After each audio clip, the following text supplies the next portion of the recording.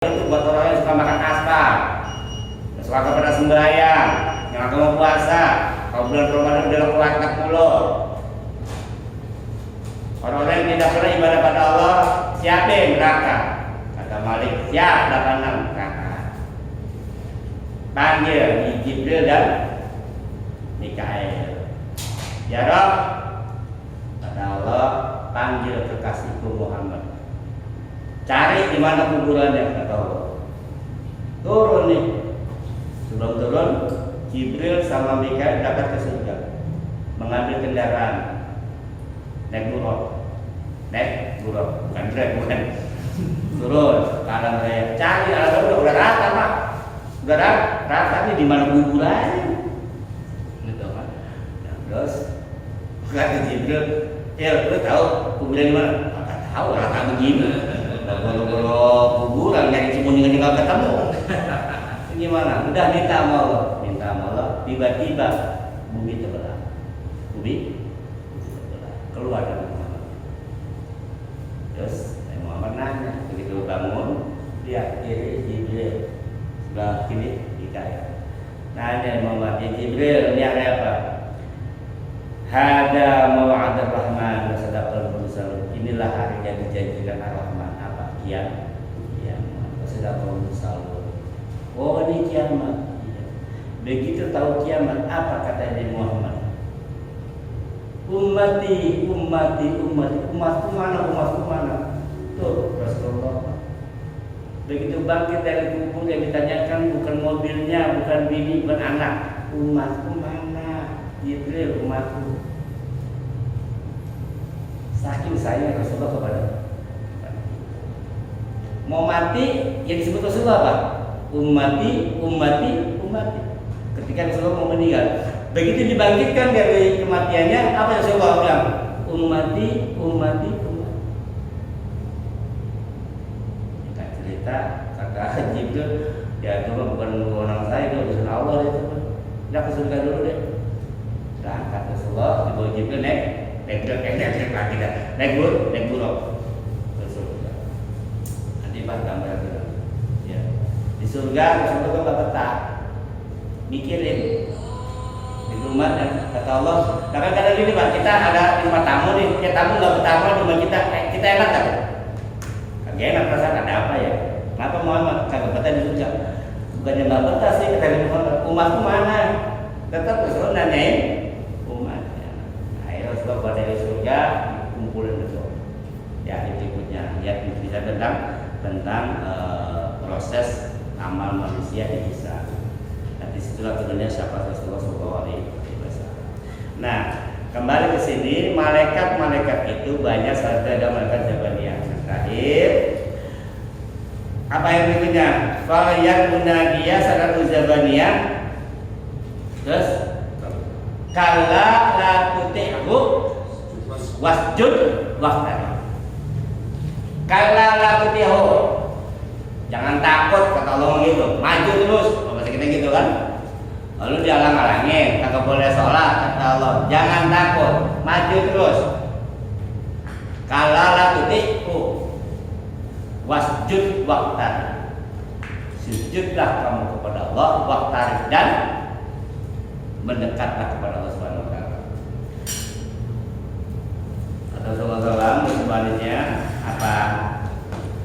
Tempat yang paling dekat manusia kepada hamba adalah pada saat sujud, ya. Aqrabu ma yakunul 'abdu min rabbih wa huwa sajidun faqtiru.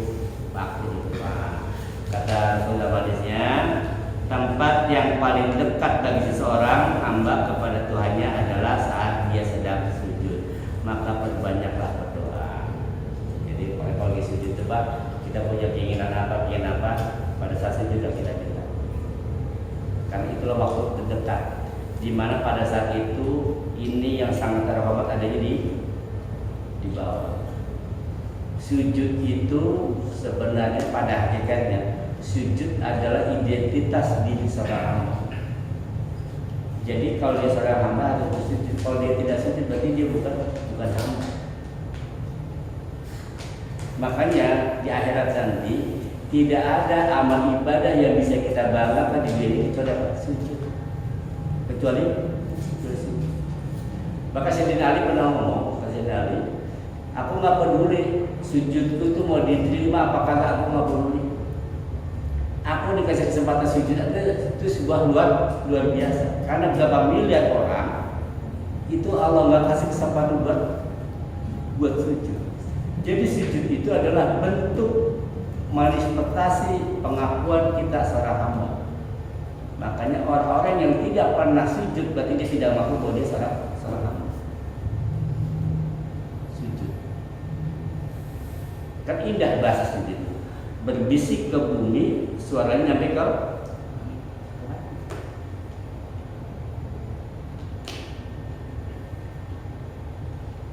bahkan krusial, iblis itu diusir gara-gara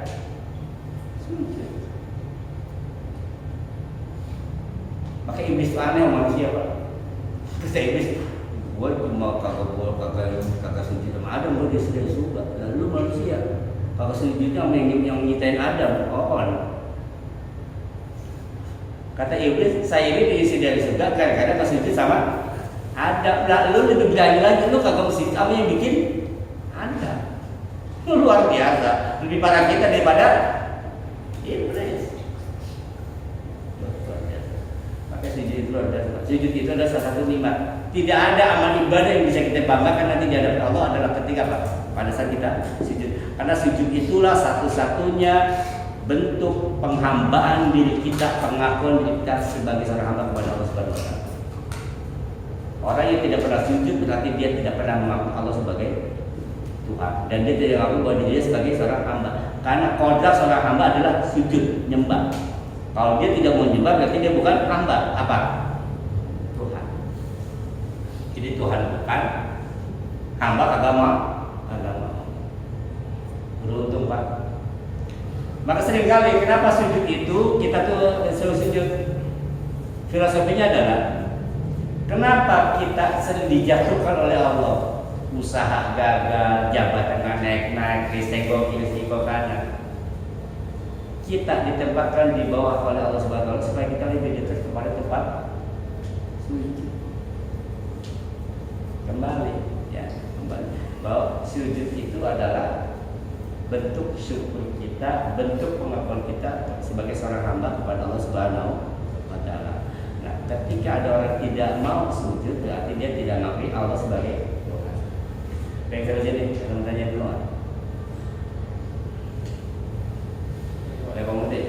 Mau tanya itu soal sujud ya. Kalau sujud syukur apakah harus syukur dulu atau gimana? Terus bacaannya apa?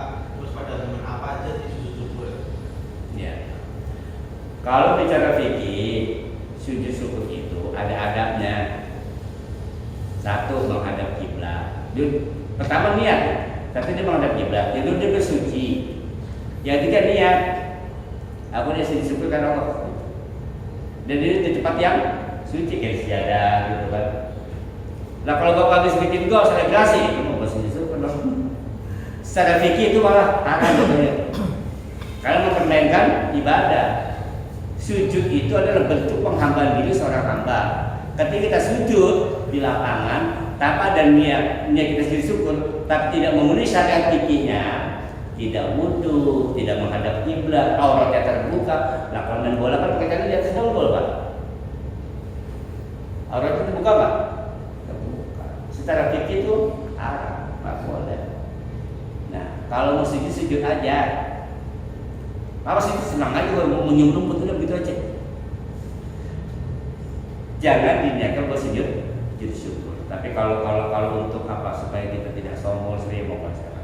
Tapi kalau bicara tentang hukum fikihnya, sujud syukur itu ada syarat. Ada syarat. Kapan kita sujud syukur? Sujud syukurnya kapan saja. Bersyukur itu kan kapan saja, Pak. Bapak habis dapat naik gaji, atau bapak pulang kerja karena selamat naik mobil nggak celaka, sujud syukur. Maka saya bilang lebih besar syukur apa sabar? Ini yang kedua nih, syukur dan sabar. Mana yang kita utamakan? Mana yang perlu diperbanyak? Hah? Sujud apa syukur? Sujud sabar, syukur apa sabar? Kita lihat dulu nih. Kalau syukur itu atas nikmat Allah, betul kan? Bersyukur.